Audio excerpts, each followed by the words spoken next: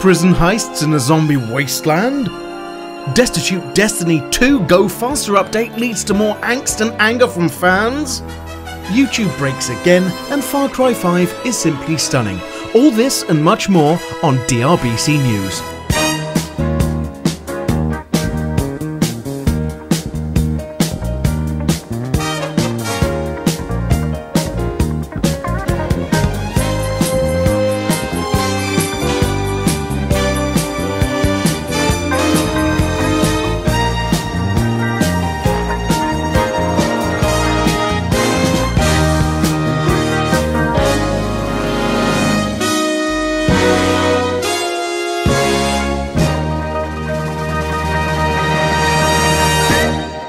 Zombies.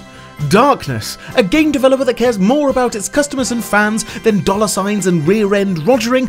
Yup, that is correct. Techland, or as I like to call them, Gamers Love Us Land, or Game We Love You Land. They're continuing their wonderful work on Dying Light.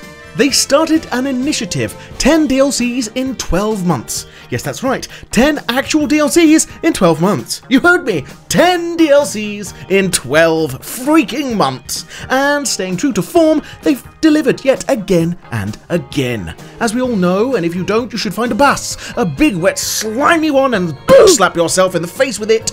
Dying Light is entering the Battle Royale arena with Bad Blood. A standalone game type which pits 6 players against each other. Dropping in with nothing but your tidy whities, you have to scavenge, fight off the undead, kill high bosses to capture the Bad Blood samples, all the while getting new abilities and strength, and then fight for the only space on a chopper out of that hellhole. We know it's coming and couldn't come too soon, but in the meantime, and part of my actual story to you today, is Prison Heist. It's designed for the more veteran players out there, but basically you'll be set loose on a prison island and are tasked with breaking into an armory against the clock. The faster you do it, the better the reward, so get your bang bus bouncing, because here, coming early won't end in tears, and then quite possibly expensive therapy in your mid-40s. Also released was Sergeant Death Row, a big-ass zombie more vile than most of Jeremy Carl's talk show guests, and previously a Demolisher mutation. He's bigger, stronger, and more unpredictable. Taking this bugger down will earn you some serious XP. I hasten to add that Techland has stated that getting good at the new Prison Heist mode might come in handy. Tasty tidbit if you'd ask me, so why don't you get out there and get good? Oops, they did it again. Destiny 2, or rather Bungie, have buggered it up. They've buggered it up. Yes, their long-awaited and much-demanded update dropped, but what did it bring with it? Joy and warmth, like a classy lady of the night? Or perhaps was it self-loathing and despair, like waking up next to your best friend's loosey-goosey, ugly-muggly of a sister? I think we know the answer to this one. Yup, Destiny's Go Fast update has just left many of its still rather loyal, and why I'll never know, fanbase angry yet again. The Go Fast update was supposed to address the speed of the game in both PvE and PvP, but most importantly in the competitive segments of the game. A huge qualm with many players was that the time to kill, the TTK, was just too high, and pitting it against other games like Call of Duty or even Battlefield 1, it was, well, pretty woeful. Why, you may ask? Well, when the time to kill is high, it makes flanking enemies, using tactics, and taking on more than one enemy at a time very difficult.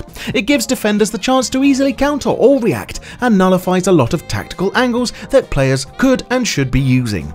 In other aforementioned titles like Call of Duty, Battlefield, Rainbow Six Siege, well, basically all of them, if you were able to get the drop on your enemies, even a full squad, it was likely that you would come out on top and they would come out, well, dead. But with Destiny 2, the time to kill is so high that any kind of strategy or even quick reaction time is reduced to almost nothing. It just fails to get any kind of reward in the game. So what did the community actually want? A lower time to kill? That sounds good, doesn't it? Or maybe to speed up the gameplay, to make matches flow more quickly and to have some real fluidity about them. Did the community get this? Hell no! Bungie did, however, increase player speed. Their walking speed. So instead of making just all players faster, which is how 95% of the game is played, running, they could have improved that. No. They decided to increase walking speed. So you can power walk faster than an old age pensioner at a mall's walkathon. Whee! Warlocks and Titans got some great boosts to their jumps, but the Hunter, the most mobile class apparently of the lot, had no changes. The biggest gripe is that the time to kill remains unchanged and the mobility has been increased. It's now far easier for players to escape attacks. This makes it even harder to secure kills as a result. Unsurprisingly, the community are really rather pissed off. They've been screaming about lowering the time to kill for what seems like forever. And what did Bungie do? Well, they just went and screwed it up.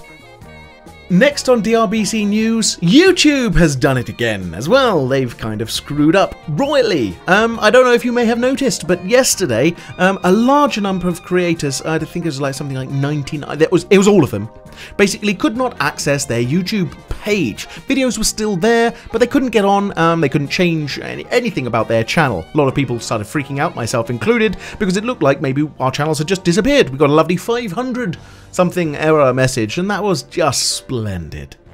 But there's something else.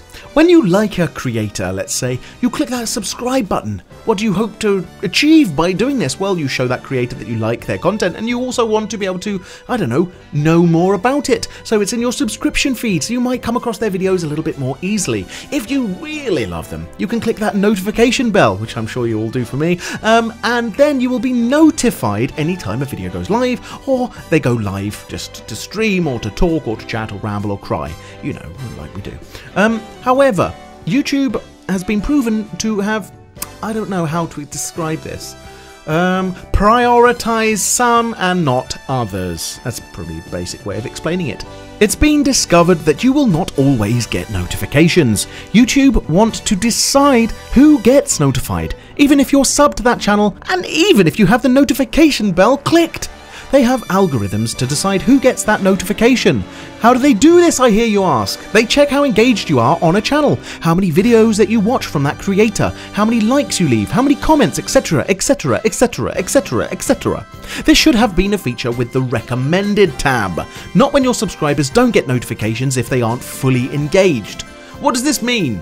Well, it means that smaller channels, they don't get the proper views. Because of course, if only you've got, let's say, I don't know, 5,000 subscribers, and YouTube prioritizes a small portion of the notified subscribers. So let's say out of that 5,000, 1,000 are notified. They have that bell clicked.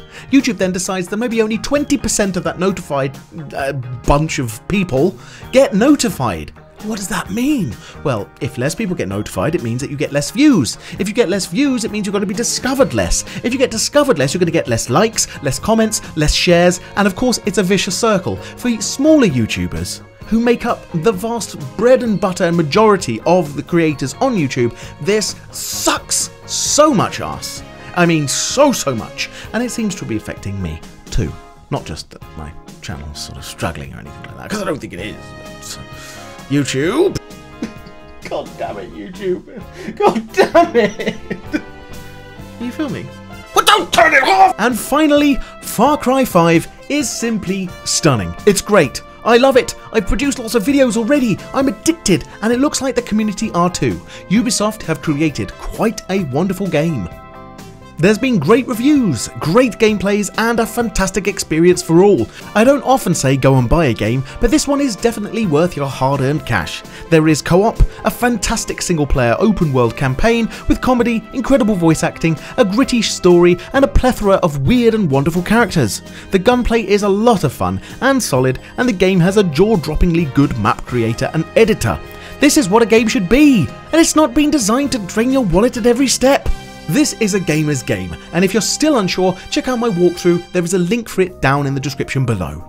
Well, that's it for now, my splendid spanksters. Thanks for watching DRBC News, and if you liked this video, please consider dropping a like right now and commenting down below, because it really does help this channel to grow.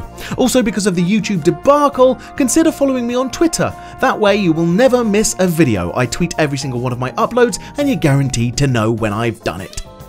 For more gaming news, entertainment, gossip, and of course, handsome and heart-tugging dollops of dashing D, be sure to subscribe with notifications turned on. I've been DRBC 007, and you've been you, or perhaps a lone ranger strolling along life's lewd lanes looking for love and laughter, but finding nothing more than confusing questions of sexuality and an insatiable desire for dairy-based desserts.